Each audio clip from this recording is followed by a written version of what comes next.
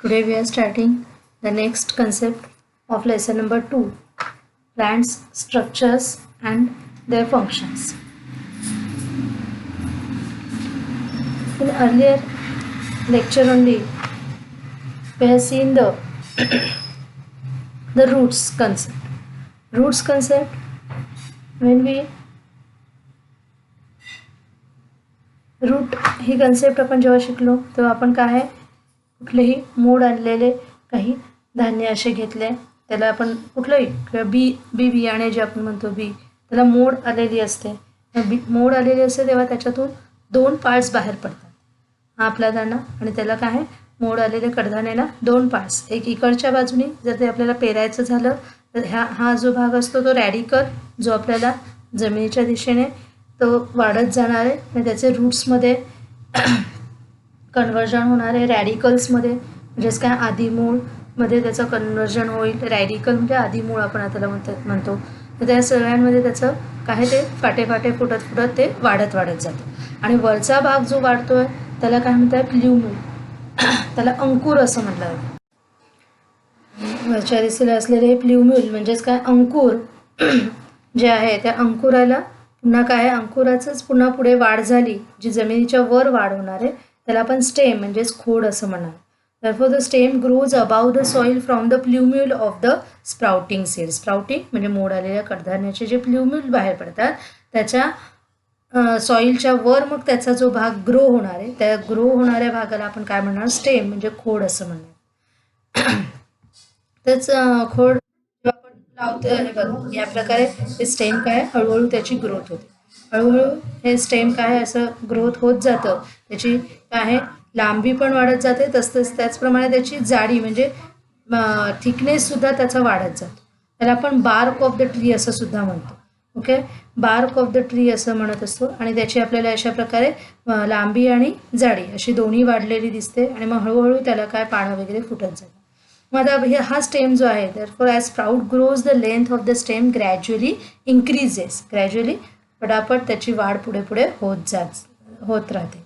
मग तो स्टेम जो आहे तो बार्क पण पुढे मोठमोठे आपण झाडं जर बघितली तर त्याचा जो खालचा आपण म्हणतोय खोडाचा भाग तो काय आहे बार्कमध्ये त्याचं कन्वर्जन जाड जे असतं ते आपल्याला बार्क ऑफ द ट्री असं म्हणू शकतो. मग त्या स्टेमबद्दल आता आपल्याला आणखी डिटेलमध्ये शिकायचं आहे. स्टेमचे पार्ट्स आपल्याला दिलेले आहेत या बाजूला दिसत आहे सगळ्यांना. स्टेम हा स्टेम आहे, त्याला आपल्याला वेगवेगळे parts. There are the nodes on the stem. Nodes असतात ह्या पूर्ण प्रत्येक स्टेमला काय आहे मध्ये बघा असे आपल्याला दिसून येतात, ते काय आहे नोड्स आहेत स्टेमचे. Leaves comes out at the nodes आणि त्याच नोड्सच्या जागेवरनं लिव्ज आपल्याला बाहेर येताना दिसून येतील.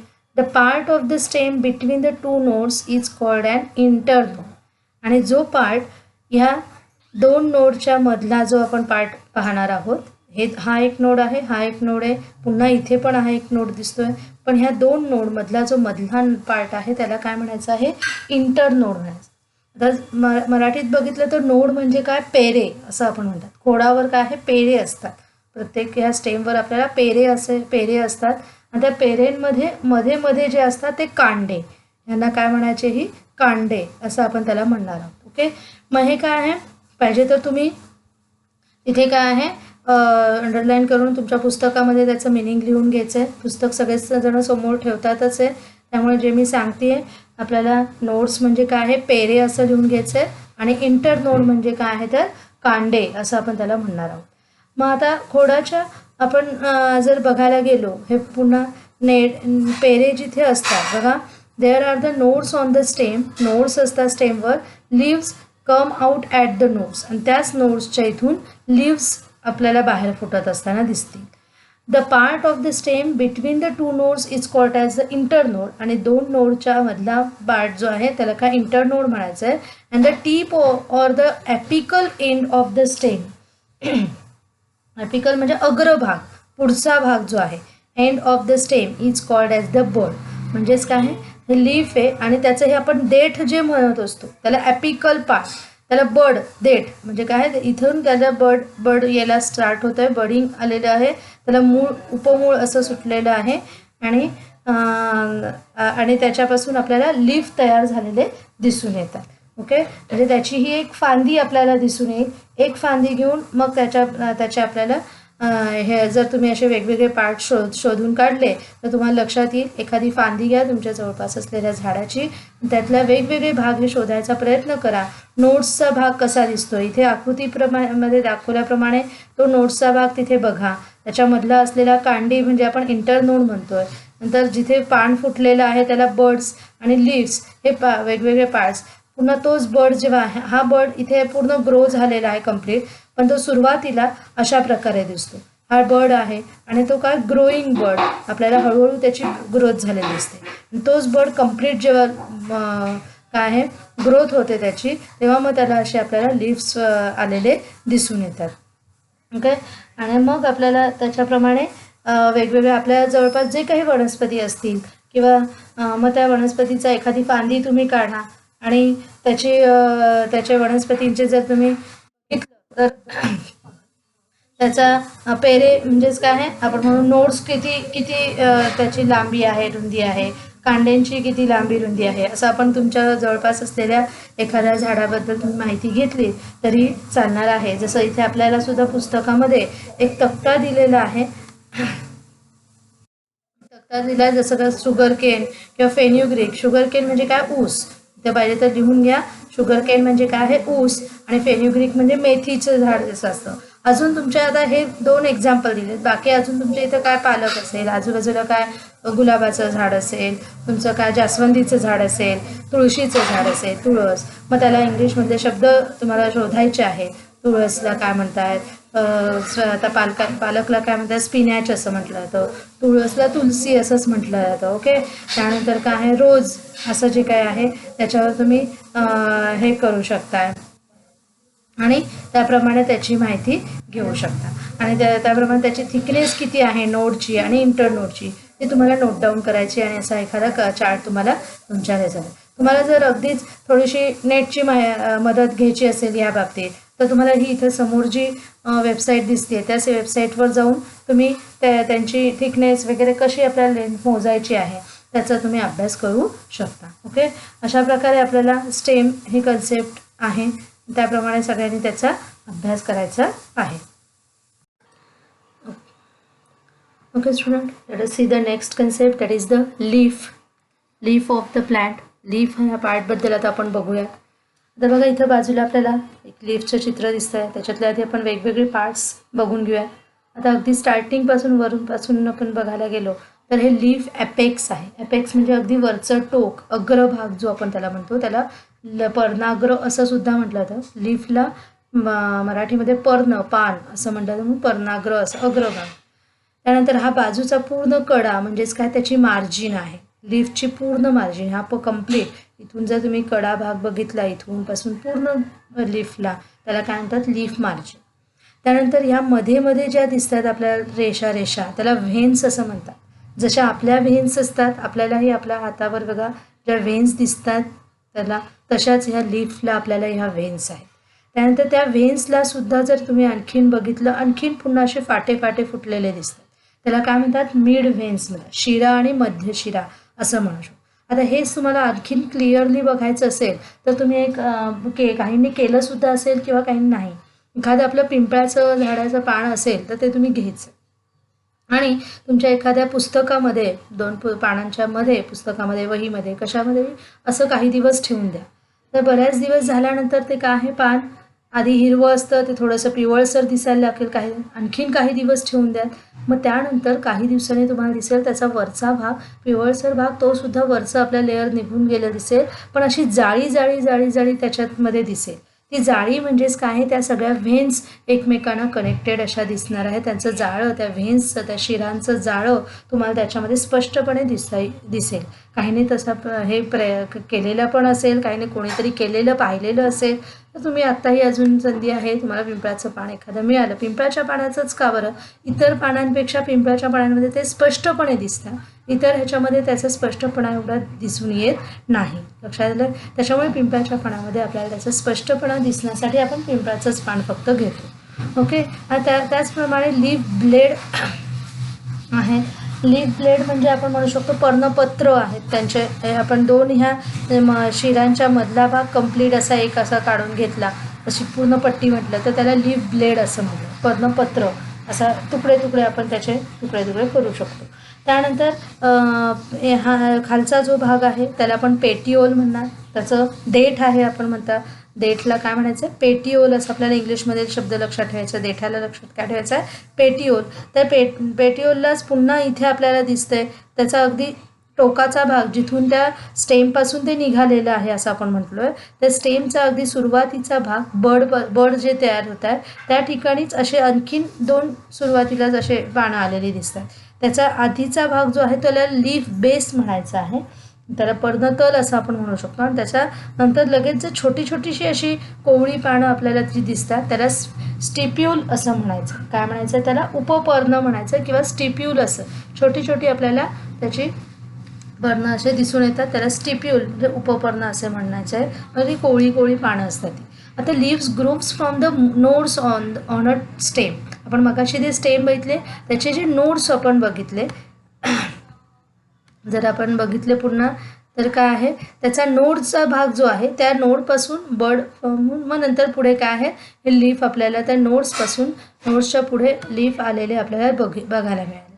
मग तेच लीव्स आर जनरली थिन. हे लीव्स कसे असतात सगळी पानं थिन असतात, पातळ अशी असतात, फ्लॅट म्हणजे पसरट असतात आणि युजली ग्रीन इन कलरच असतात, जास्तीत जास्त ग्रीन कलर. का बरं लीफमध्ये काय असतं कशाचं प्रेझेन्स असतं क्लोरोफिलचं प्रेझेन्स असतं. आणि क्लोरोफिल हा कलरने कसा आहे तो कुठल्या ज्या भागात क्लोरोफिल असणार आहे तो काय आहे त्या पार्टला ग्रीन कलर देणार आहे. ग्रीन कलर हा नॅचरली आपल्याला तिथे दिसणार आहे. The broad spread out part of the leaf is called as the leaf blade. हा जो लीफ जो ब्रॉड आहे स्प्रेड आउट आहे पसरल्या गेलेला आहे या देठापासून पुढे पसरला गेलेला आहे त्याला काय म्हणायचं आहे लीफ ब्लेड असं आपण म्हणतो. और लॅमिना हा सुद्धा शब्द त्याला आहे ज्याला आपण पर्णपत्र असंही म्हणू शकतो.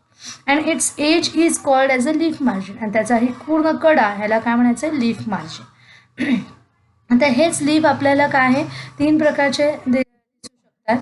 जसं आपल्याला इथे तीन आपण प्रकार दाखवलेत. काही लीफ काय असतात सलग भाग असतो, इथं जसा दाखवलेला आहे सलगपणा असतो त्याच्यामध्ये काही हे नाही आहे.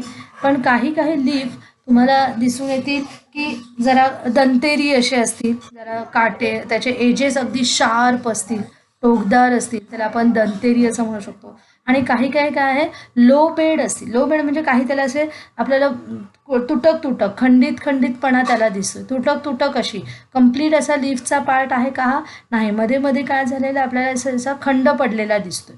ह्याला आपल्याला लो बेड असं नाव द्यायचं आहे. लीफ मार्जिन्स ज्या आहेत त्या कशा असतात मे बी एंटायर असतील, कंप्लीट आपल्याला दिसून येतील, तर काही डेंटेट असं असणार आहे, तर काहीमध्ये लो बेड असे पण असू शकतात. या लीफ मार्जिन आपल्याला पानांचे आपण बरेचसे प्रकार बघितले तर आपण बरेच वेगवेगळे प्रकार दिसू शकतो.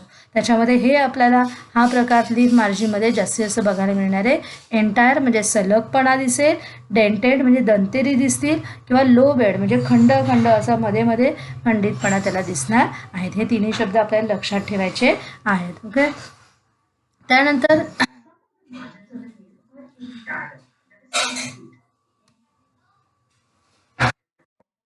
and the tip of the leaf is called as the leaf apex. It may be the tapering pointed or rounded.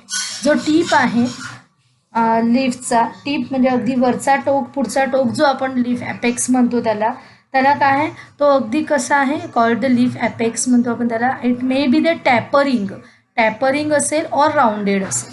Tapering म्हणजे असा टोकदार असू शकतोय, निमुळता असेल किंवा गोलाकार सुद्धा असू शकतो. लक्षात आहे. Leaves of the some plants have the stack called as the petiole. ह्या लीफ काही प्लांट्सच्या लीफला स्टॅक असतो त्याला आपण देठ असं म्हणतो, पेटिओल असं म्हणतो. Leaves of the some plants do not have the petiole. काही लीफला पेटिओल नसतंच म्हणजे देठच नसतं, डायरेक्ट ते काय आहे त्या तिथूनच म्हणजे इथं आपण स्टिप्यूल असं म्हणतो त्याला असं म्हणू शकतो. डू नॉट हॅव दिस तर मग त्याला काय स्टिप्यूल म्हणू शकतो त्याला. पण त्याला काय आहे देठच नसतं, डायरेक्टली ते काय आहे नोडपासून वरती ग्रोथ झाले असतं.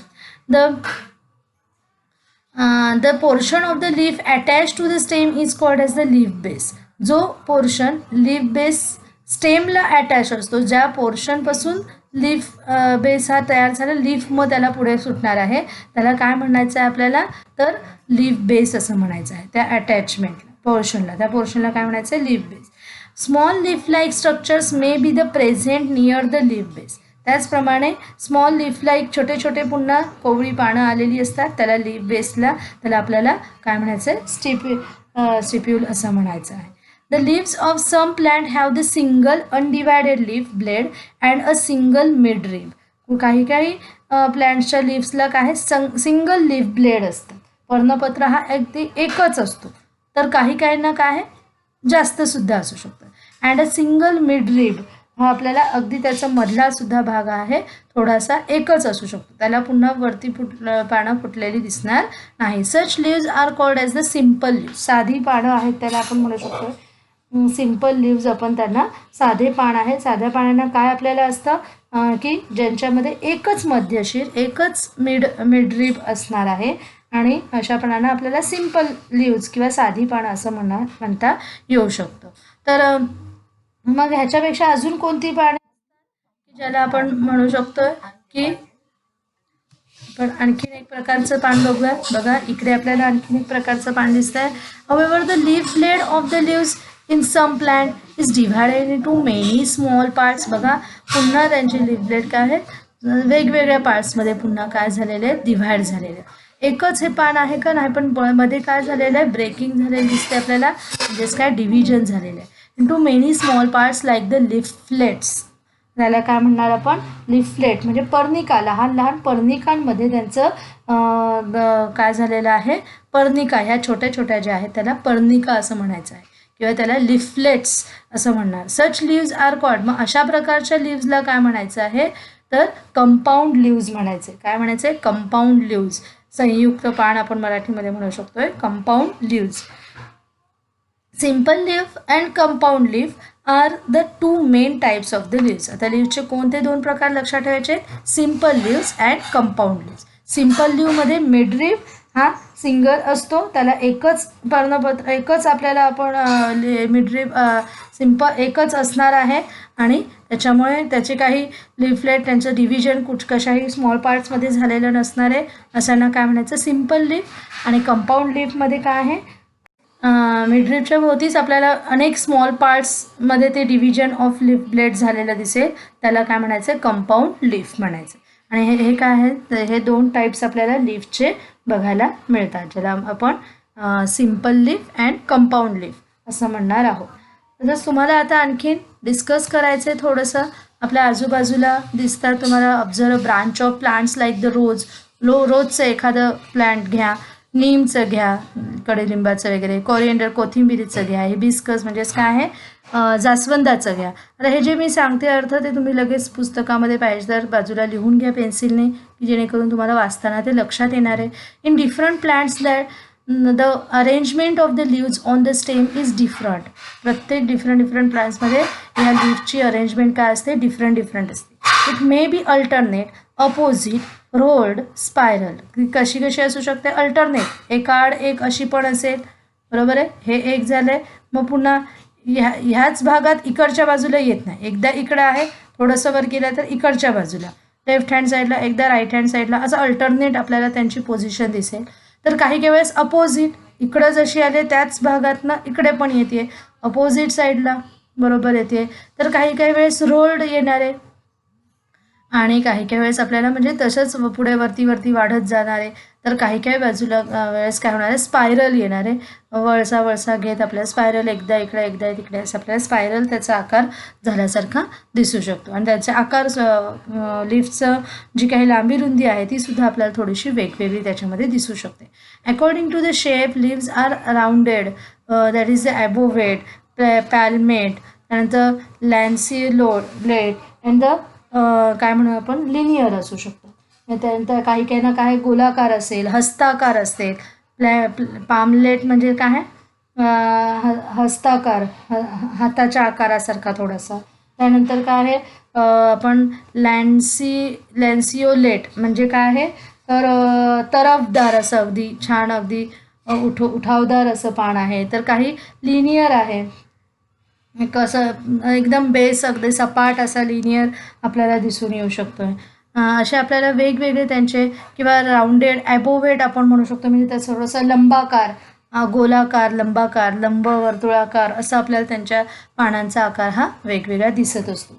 अशा वेगवेगळ्या पानांचं तुम्ही सुद्धा ऑब्झर्वेशन करायचं. आपल्या आजूबाजूला असलेले काय पानं आहेत, कोणत्या ह्याचा तुम्हाला कसा आकार दिसून आला, ते पहिले ते पानाचं झाडाचं नाव किंवा ते पानाचं चित्र किंवा हे तुम्ही असं वेगवेगळ्या लावून आपल्या वहीमध्ये ठेवू शकताय, की जो आपल्याला एक प्रोजेक्ट म्हणून सुद्धा होऊ शकतो आहे. तुम्हाला जेव्हा पुढे सांगू आम्ही प्रोजेक्ट करायचा आहे तुम्हाला, हाही एखादा विषय तुम्हाला घेता येण्यासारखा आहे. म्हणजे जेवढी आपल्याला आता तयारी करता येईल तेवढी आपण आता करून ठेवायची आहे. लक्षात येत आहे? त्याचप्रमाणे मगाशी जसं मी तुम्हाला पिंपळाच्या पानाबद्दल बोलले होते, पीपल लीव्ह असं त्याला म्हणतात. पिंपळ म्हणजे काय? People, PPEEPL. पीपल आता तुम्ही PEAPL म्हटलं तर तो पीपल म्हणजे लोक असं, म्हणजे जनता असं होतं, तर तो नाही. इथे काय स्पेलिंग आहे, प्रोनाऊन्सिएशन सेम आहे, पण आपल्याला इथं अर्थ लक्षात घ्यायचा आहे.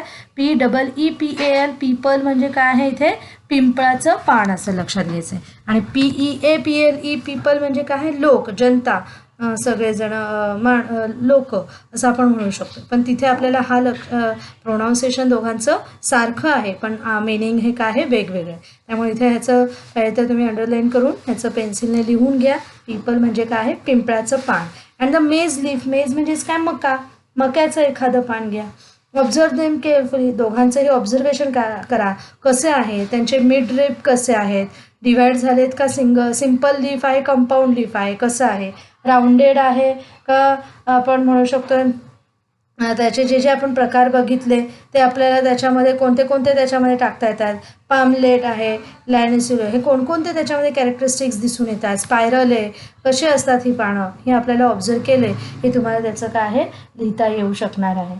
मग आता आपण जर पिंपळाच्या पानाचा आणखीन थोडासा डिटेलमध्ये अभ्यास केला तर people leaf is divided into the 2 equal parts. People leaf हा काय आहे, 2 इक्वल पार्ट्समध्ये, बघा ही मिड रिप आहे आणि ते काय 2 भागामध्ये हे झालेलं आहे. बाय सिंगल मिड व्हेन, हा काय आहे, मिड व्हेनने single vein, which lies along a mid line. त्याला मिड लाईन सारखी अगदी बरोबर मधोमध आपण सेंटर लाईन काढतो तसं मिड लाईन आपण काढलेली आहे. Of the leaf blade, secondary veins arise from the mid vein. Secondary veins पुन्हा त्याच्यामध्ये आपल्याला हे जे फाटे दिसतात ते सेकंडरी व्हेन्स आहेत. आणि हे काय आहेत, ह्या दिसतात अशा पूर्ण इथून ते इथपर्यंत, त्याला काय म्हणायचे, primary व्हेन्स. They are branch and form a network or the reticulum. आणि हे त्याच्यामुळे पूर्ण ब्रांच एक नेटवर्क फॉर्म करतात, एक जाळं त्याच्यामध्ये आपल्याला फॉर्म केलेलं दिसत असतं. आपण मगाशीच तुम्हाला बोलले होते की जर तुम्हाला अजून स्पष्टपणे बघायचं असेल तर तुम्हाला कशामध्ये बघता येईल ह्याचं, जर तुम्ही काही दिवस ते पान घेऊन आपल्या वहीमध्ये ठेवलं तर तुम्हाला काही दिवसांनी त्याचं जाळं स्पष्टपणे दिसून येणार आहे. लक्षात येत आहे? अशा प्रकारे आपल्याला त्याचा अभ्यास करायचा आहे, कोणत्या, पिंपळाच्या पाण्याचा. त्याचमुळे जर आपण मेज लीव्हचा अभ्यास करायला गेलो तर the other hand in the leaves of the maize all the veins are the parallel. सगळे व्हेन्स बघा कसे दिसतात, असे मिड वेने असे डिव्हाइड झालेले आहेत का, नाही, सगळे पॅरलल आहेत, एकमेकांना जास्तीत जास्त पॅरलल दिसत आहेत. Running from the leaf base, आणि ते अगदी बेसपासूनच, सुरुवाती टोकापासूनच ते काय तसेच आपल्याला पॅरलली उभे दिसणार आहेत त्याच्यामध्ये रेषांसारखे. अँड टू द लीफ ॲपेक्सपर्यंत, वरच्या अग्रभागापर्यंत त्याचं तसंच आपल्याला स्ट्रक्चर दिसून येतं. द मेज leaf blade has the parallel venation. त्याच्यामुळे मेज लीफ ब्लेड पण कसे आहे, पॅरलल व्हेनेशन आपल्याला त्यांच्यामध्ये दिसून येणार आहे. म्हणजेच काय, समांतर शिराविन्य असं पण असं त्याला म्हणू शकतो. मग कायचे पद्धत हे समांतर आहे. आणि जर पिंपळाचे पर्ण हे कसं आहे, पिंपळाचं तर जाळीदार आहे, नेटवर्क रेटिक्युलेट आहे व्हेनेशन. दोघांचं व्हेनेशन कसं आहे आपल्याला हे लक्षात घेतलेलं आहे. दोघांचंही तुम्ही ऑब्झर्व केलं तर तुम्हाला कळणार आहे. म्हणजेच काय आहे, एक छोटीशी फन आपण करू शकतोय. पण तुम्हाला म्हटले तसंच पीपल लीफ पडलेलं असेल ते soak in the water and 15 to 20 days ते आपल्याला पाण्यामध्ये ठेवायचं. Dry it, make a greeting card of the less like the leaf you get. आता मी जसं डायरेक्ट पान घेऊन तुम्हाला काय सांगितलं तर वहीत ठेवा सांगितलं. अजून एक आपल्याला ॲक्टिव्हिटी ह्याच्यामध्ये करता येईल. तेच पान जर तुम्ही 15-20 दिवस जर पाण्यामध्ये भिजत ठेवलं लक्षात आहे पाण्यामध्ये कदाचित त्या पाण्यात जरा खराब होईल, गढूळ होईल, सगळं त्याचा कलर त्याच्यामध्ये निघून त्याच्यात क्लोरोफिल सगळं निघून जाईल. आणि मग नंतर जे आहे जर ते आणि मग नंतर त्याला पूर्ण 15-20 दिवसानंतर जर तुम्ही त्याला ड्राय केलं, सुकवलं चांगलं व्यवस्थित अगदी अलगदपणे, कारण हा अगदी नाजूक भाग असणार आहे, कदाचित ते फाटू शकतं. त्याला नीट व्यवस्थित अलगदपणे त्याला पुसायचं आहे, थोडंसं ड्राय करून घ्यायचं आहे आणि त्याच्यावर मग तुम्ही असं छानपैकी एखादं चित्र वगैरे काढून त्याचं एखादं ग्रीटिंग कार्डसुद्धा तयार करू शकता. लक्षात येते. अशा प्रकारे एक थोडीशी गंमत आपण त्या पिंपळाच्या पानासोबत करू शकतो. त्यामुळे हे नक्कीच करून बघायचं आहे.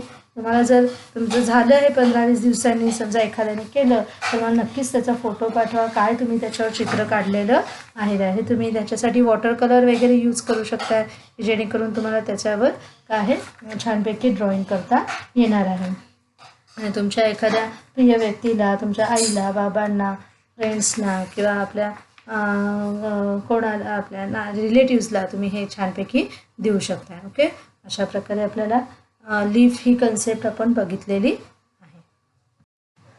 जसं तुम्हाला मी स्टेमचा चार्ट करायला सांगितलेला होता, तसंच आपल्याला इथे लीफचा सुद्धा चार्ट तयार करायचा आहे. वेगवेगळे तुमच्या जवळपास ज्यांचे पानं मिळतील त्यांचे पानं तुम्हाला कलेक्ट करायचं आहे, त्यांचा टाईप ऑफ ते रेकग्नाईज करायचं आहे, ते लिहायचं आहे, त्याचा टाईप, त्याचा शेप लिहायचा आहे लीफ ब्लेडचा, व्हेनेशन कोणतं आहे, पॅरलल आहे की रेटिक्युलेट आहे, त्यानंतर शेप लीफ मार्जिनचा शेप कसा आहे, लीफ ॲपेक्सचा शेप कसा आहे, मार्जिनचा शेप म्हटलं तर तो कसा आहे, डेंटेड म्हणजे दंतेरी आहे, नंतर एक सलग असा आपल्याला दिसून येणारा सलग आहे का तो, ते आपण पाहायचं आहे. आणि त्याचप्रमाणे किंवा त्याच्यामध्ये लोबेड असं म्हणू शकतो आपण, तसं आहे खंड खंड पडलेला.